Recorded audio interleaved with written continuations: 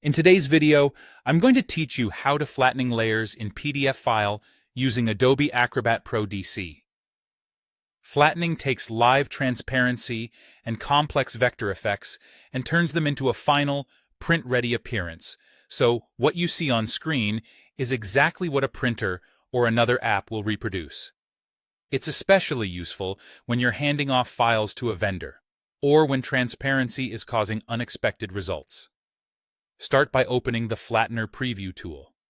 In Acrobat Pro DC, go to Tools, then choose Print Production and select Flattener Preview. This window is your control center. It doesn't flatten the file yet. It lets you see what will be affected so you can make confident choices. In the Preview dialog, pick a highlight mode such as Transparent Objects.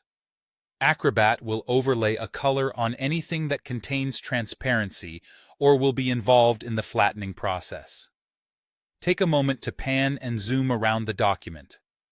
If the highlight shows areas you weren't expecting, like logos, drop shadows, or placed images, you'll know they're going to be processed during flattening. Next, decide how you want Acrobat to convert those effects by choosing a Flattener preset. In the Flattener Preview panel, you can pick a preset such as High Resolution or Medium, or adjust custom settings. Presets control the balance between vector and raster output after flattening.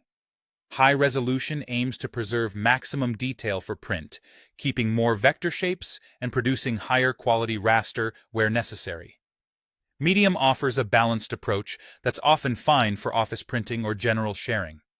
If you customize, you're essentially telling Acrobat how aggressively to rasterize complex areas versus preserving vector paths.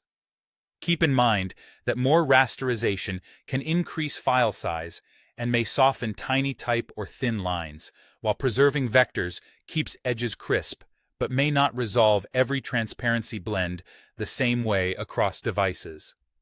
When you're satisfied with your selection, click Apply to flatten the PDF using those settings. Acrobat will process the document and bake in the visual appearance you previewed. If something doesn't look right immediately after applying, you can undo and try a different preset before saving. Finally, save your flattened PDF. Use Save As and give it a new name so you retain the original unflattened file. A clear suffix like "have flattened" helps you identify it later. That's it.